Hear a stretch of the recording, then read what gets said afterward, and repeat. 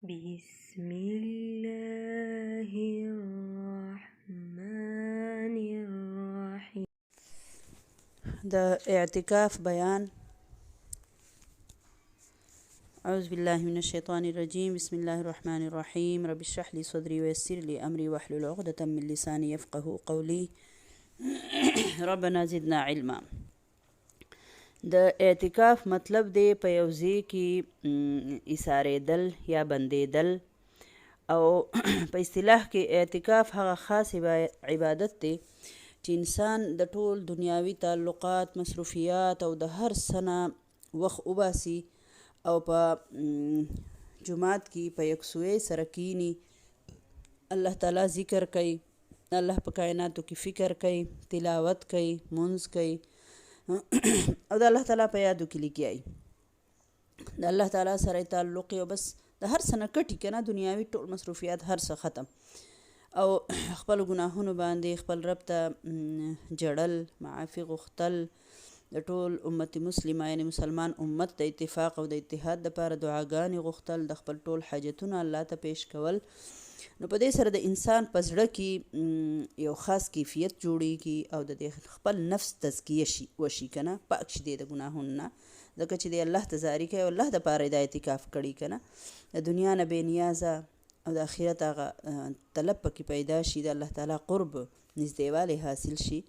او نبی صلی الله علیه وسلم فرمایلی دی، وایي چې چا د رمضان د 10 ورځو اعتکاف وکړو نو داسې شوه لکه ده چې 2 حجونه او 2 عمرې ادا کړي. نو الله پاک دی چې ټول څوک هم اعتکاف ته کیني، الله دې د ټولو نه په بهترینه طریقه سره دا اعتکاف قبول کړي او الله دې پې ادا کړي او الله دې د هر مشکل او بیماری او تکلیف نه پکې په امان کړي. سړی به په مسجد کې اعتکاف کوي او زنانه چې دي هغه په کور کې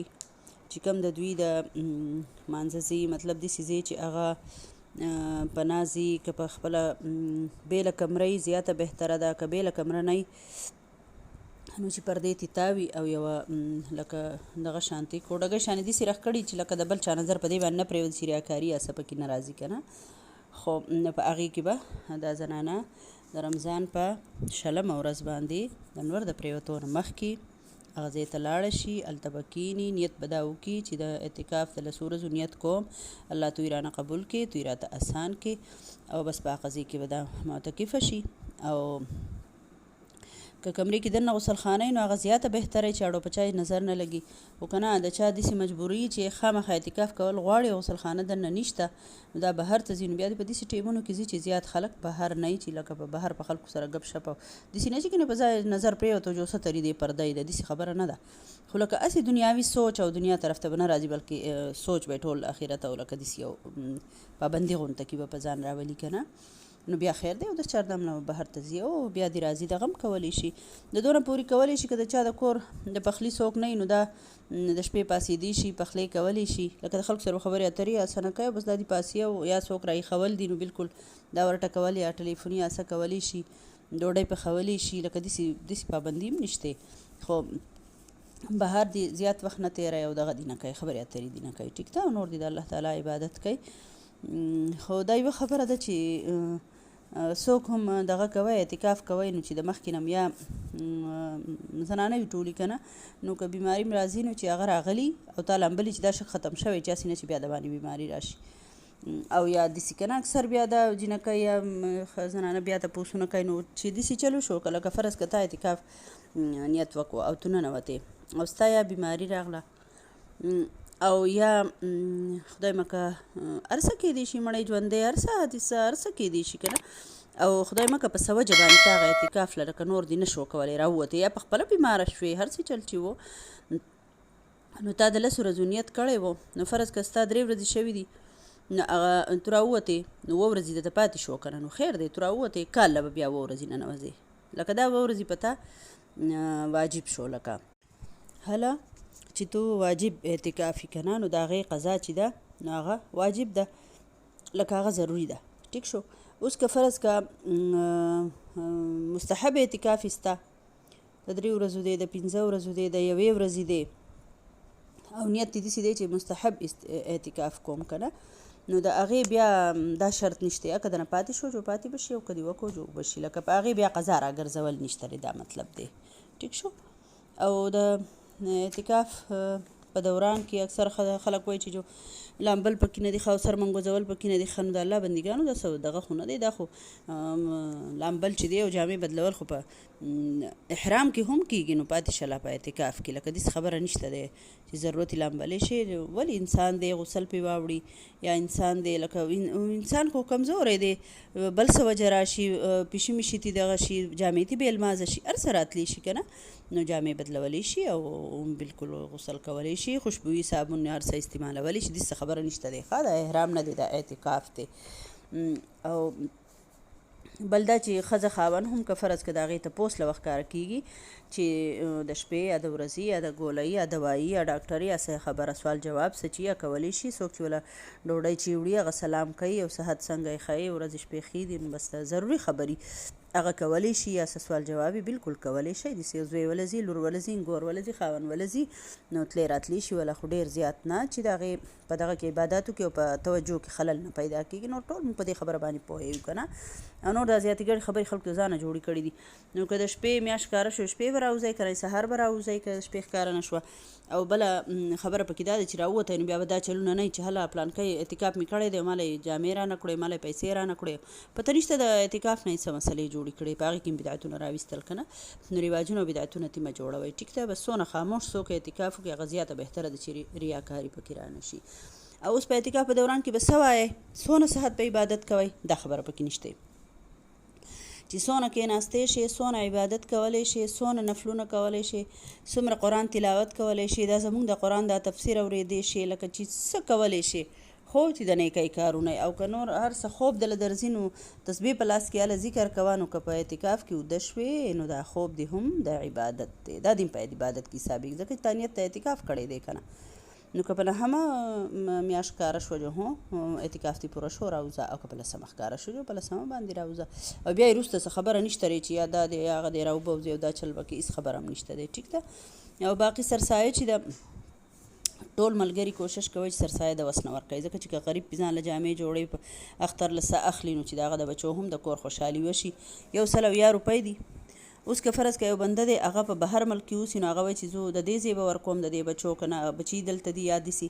نو که فرض که دی په دغه کې ورکوي په غله دانه کې ورکوي که نه نو اوړه دي نو په او کم 2 سیره دي جو 2 سیره به یې وایو چې خیر دی اډو څه شک پکې نه نو 2 سیره غنم یا 2 سیره وړه که 2 سیره وړه ورکول دي نو که فرض که تاسو څونه بچوړي دي نو که دا تروړه د 100 کیلو فرض که تروړه ده نو که 100 سیره پکې پوره نه وي که نه جو په 15-14 حساب کا په داسې اندازه یو تروړه وړه چاله ورکړه جو ستا سرسایه وشوه د بهر ملکونو دپاره ویمه او د دې علاقې هم که وړه ورکولی شي جو وړه ډېره ښه د چا غریب کار به پرې روان شي که پیسې ورکوې جو 100 روپۍ دي د یو کس او دغه شانتې د روژې سرسایه ده دا فدیه ده د څوک چې شوګري دی یا بل بیمار یا معذوره دي یا کمزوري دي بوډاګان دي او نشي نیوې که نه که مالداري نو 6,000 روپۍ دي او که غریبي جو تقریبا 5,500 روپۍ دي ځکه چې د غریب بنده کمزوري وړه خوري که نه مالدار خو ښایسته وړه خوري ګران وړه خوري که نه نو په داسې اندازه سره ډېر خلک ورکړي خو چې لږې ورنه کړي که نه خو چې عزیزانان نو د هغې دپاره دغه 15,000 بیا کافي دي نو دا د روژې فدیه ده او بل په دې مبارک ورځو شپو کې لیلة القدر هم به راځي انشاءالله چې دا 20 ورځې پوره شي که نه نو خاص کر معتکف خلک چې دی چې څوک اعتکاف ته ناسي نو هغوی دي دا ټولې شپې خامخا روڼه شپې لنډې دي دومره مسله نه ده مونږ ټولې روڼولی شو که نه نو دا ډېره عزتمنده میاشت ده نو د دې شپې روڼول خو په څه باندې په موبایل او په ویډیوګانو په دې ګیمونو باندې نه د الله تعالی په ذکر او په فکر او د الله ته په توجه باندې او د خپلو ګناهونو اقرار کولو باندې دا میاشت دا شپې چې دي دا روڼول دي خاص کر 21 لکه 21مه 23مه 25مه 20مه یو کم 13مه دا خامخا روڼول دي او دا په دې کې مخصوص دعا چې کومه حضرت عایشه رضی الله عنها د نبی صلی الله علیه وسلم نه تپوس کړی دی چې لیلة القدر په شپه کې کومه دعا زیاته بهتره ده نو هغې ورته وفرمایل پاک نبی صلی الله علیه وسلم چې اللهم انک عفو کریم تحب العفو فاعف عني اللهم انک عفو تحب العفو فاعف عني دې سم ټیک ده او که کریم وسره عفو کریم وایي جو هم بهتره ده نو دا دعا هم او بیا باقي چې دی نور هر دعا او هر نفر او هر سبق او قرآن تلاوت او دا تفسیر او دا هر سبق تاسو کولی شئ ښه. او بل دا چې ته دغه یو مسله هم ته د قرآن زده کې نو دا د 0 رکاتو د نفلونه د دې ثواب ډیر دی. نو قرآن دا تفسیر هم په اعتکاف په دوران کې اوریدل چې دی نو هغه به په څو چنده نور ثواب لري که نه، او بیا خاص کر لیلة القدر په شپه به نور ثوابونه لري. نو قرآن زده کوئ، په قرآن باندې ځان پوهه کوئ او الله دې پرې راته موږ ټولو ته عمل را نصیب کړي. بیا ځینو ملګرو تپوسونه کړي دي نو په روژه کې چې په هیره دې څه وخوړل که پوره دې ځان موړ ولې نه کړو نو ستا روژه نه ماتېږي، ځکه چې هیر دي ده نه. دغه شانتې د روژې د ورځې اوده وې او غسل واوړېدو ځکه چې انسان عاجزه دی نو په دا روژه دې نه خرابېږي. غسل وکړو لمبه خو د زنانو دپاره جوخ اودس او غړغړه چې ده دا به بیا د روژه ماتې نه پس وکړې او پوست اوبه که نه هسې خو به وکړې لکه دس چاردام به وکړې او څنګه چې په روژې په حالت کې خلک کوي خو لکه غړغړه او جوخ دغه به نه کوئ که نه، مطلب د یخه بیخه غړغړه به داسې به نه کوئ. بیا دغه شانتې په سترګو تورولو روژه نه ماتېږي، په سر په تیل غوړولو خوشبويي لګولو باندې په خپې لاس مالش کولو یا داسې په دې باندې دغه نه کېږي، لاړې تېرول په دې باندې روژه نه ماتېږي. دوړه ده یا لوګی دی او هغه دې په دغه کې لاړه نو دغه نشته، روژه پې نه ماتېږي. په غوږ کې دې دوایي لاړه یا پکې اوبه لاړې نو دغه نشته دی، روژه پې نه ماتېږي، د غوږ په دوایي روژه نه ماتېږي. دغه شانتې الټۍ دې وکړې په ډکه خوله باندې دې وکړې خو واپس دې تېرې نه کړې روژه نه ماتېږي. په مسواک کولو روژه نه ماتېږي، که تازه مسواک ولې نه وي په هغې باندې روژه نه ماتېږي. د تیزه ګرمي ده او ته خولې ته اوبه اچې لکه خوله دې وچېږي یا بیماره یې یا د شوګر دی چې خوله دې وچېږي نو هغې ته اوبه اچې نو خیر دی، د دې دپاره نه چې تېرې کمتې بلکې خوله په لمدې که نه نو نشته دی، روژه پې نه ماتېږي. او دغه شانتې سر د لونکو یا د لمدلو به ټپه سر کړه یا څه نو په دې باندې هم په روژې باندې هېڅ اثر نه راځي. دا تروې اوبه کله خولې له راشي که نه بنده ډرقې وکړي یا داسې په دې باندې هم روژه نه ماتېږي. د پوزې دوایي چې په پوزه کې اچې او هغه ته پوهېږي چې زما حلق ته راځي نو دا چې ده نو په روژه کې خرابي راولي. بل په دې صدقه فطر کې دا دي که نه سرسایه چې ورته وایي چې په لیوني باندې په مجنون باندې لکه په نابالغه باندې چې طاقت یي نو پکار ده چې پلار والا ورکي، خیر دی که دا لیونی دی ناپوهه دی هم خو لکه د هغه د سرسایه لکه چې ده نو ادي ورکي. نبي صلی الله علیه وسلم فرمایي که نه چې دا دغه نه د غلطۍ یا کمزورۍ یا د ګناهونو کفاره شي د مؤمن او د غریبانانو مسکینانو برخه وشي که نه د الله پاک ځکه مقرر کړي ده. نو ځکه چې د اختر د مانځه نه دې مخکې ورکړه نو د سرسایې ثواب به در الله درکړي، او چې د هغې نه د باندې واوړېده او د هغې نه پس شوه نو بس بیا هسې خیراتي دغه شو د سرسایې امره دومره غټ ثواب به بیانوي. او اسیم په روژه کې د یو سیز ثواب یو پاویا دی که نه نو پکار دی چې مونږ په دې روژه کې وس ورکو چې الله پاک را باندې مهربانه شي او الله پاک رانه قبول کړي. نو که څوک په بهر ملک کې جو لکه هغه به د هغه ځای د پیسو حساب ورکوي، او که بچي او ښځه یې دلته وي جو هغو دې دلته ورکړي، او که فرض که د بهر ملک بنده وی چې زوم خپله دغلته در کوم نو بیا د 2 سیره وړه ورکوي نو په هغې کې بیا د بهر او د دې ځای څه نشتی، لکه که هغه بهر یا جزانان خو دونه تنخواګانې خو یې نه ځکه چې فرض که هلته 25 ریاله دي نو 25 ریاله چېرته دلته خو ډېرې جوړېږي که نه نو چې دې 2 سیره وړه ورکړي که نه نو بیا پکې دا ګناه نشته چې دا یې هلته ورکړه یا یې دلته ورکړه که نه. په پاکستان کې 2 سیره لکه جنس چې ورکړي د غنمو که نه نو بیا پکې دا خبره به پکې نه وي، په دې خبره باندې پوه شوئ تاسو. او که پیسې ورکوي نو بیا به د هغه ځای ورکوي، ټیک شو، بیا به د هغه ځای ریالونه ورکوي که پیسې ورکوي، او که غله ورکوي نو هغه به د دې ځای وړه چې دی نو بیا د دې ځای وړه ورکوي، بس وړه دي نو یا هلته یا دلته داسې چل دی. بل د ملګري ټول تپوس کوي چې مونږ د قرآن د تفسیر هورو نو د رمضان دا دوره تفسیر چې تاسو هورئ نو که ستاسو بیماری راغله نو تاسو ته د قرآن بل کس کولاوئ یا تاسو په کپړه کولاوهئ او عربي به ورسره وایئ نه په زړه کې ورسره ویلی شئ لکه چې زه یې ویم په زړه کې به په خپله باندې انسان راځي په زړه کې به ورسره وایئ او ترجمه تفسیر ته به تاسو غوږ دی که تاسو نوټ کوئ نو باقاعده نوټ کولی شئ ځکه چې دا خو بیا خلکو ته ډب کېږي چې 2 ورځې نو 2 سپارې شوې که نه روزانه یو سپاره وایو نو لهذا دا د زده کړې سبق دی نو تاسو په دې طریقه باندې دا ویلی شئ قضا کوئ ما او پرېږدئ ما ټیک ده د بیماری په دوران کې هم تاسو ویلی شئ او ستاسو ختم به په ختم عیسی وي ټیک ده بل دا چې څوک د رمضان دپاره بیماری راتلو دپاره ګولۍ خورئ که نه چې بیماری مې را نشي نو که چاته تکلیف او نارمل بیماری راځي خو بهتره دا چې الله قانون ته ځان پرېږده بس چې راځي به الله ته پته ده که نه دا ستا په ثواب کېږي ځکه ستا خوړه په کړاو دی خو الله راوستې ده او که فرض که دغه نه دا بیماری داسي چې توی چې نه لکه زه ټول یا بنده د تراویح ختم تی خرابېږي یا د قرآن دا ختم یا بل داسې څه مسلې یا ځینې بنده بیا ډېره زیاته ټولې روژې خرابې چې هر څه پکې راځي که نه یا ځینې بنده دا ګولۍ خوړلي څه فرق پې نه راولي میده ول نه خرابوي نو د هغه دپاره ګولۍ خوړو کې ګناه نشته یو دا خبره چې په رمضان کې ګولۍ خوړو کې ګناه نشته ټیک شوه بله دا خبره چې ګولۍ تو خورې په دې دوران کې خړوالی زیړوالی سم چې راځي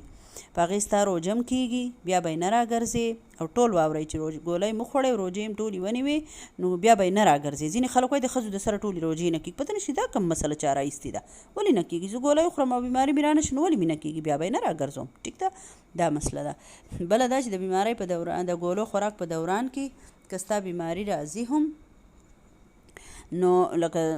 خړه پړه یا سن ګولۍ به ورته نه پرېږدې او خپلې د ګولۍ به جاري ساتې او مونځ دې کېږي روژه دې کېږي ټیک ده په دغه معمولي داغ نیم باندې هېڅ نه کېږي ټیک شو زما خویندو دا یو څو مسلې وي بار ماوې زه نن ویم سبا وي اعتکاف ته ورځې راغلې نو ما که څوک اعتکاف ته ننوځئ نو هغوی ته هم دا اډیو ته واوروئ او بس چې څه دعاګانې کوئ مونږ هم په خپلو دعاګانو کې یاد ساتئ او زه به تاسو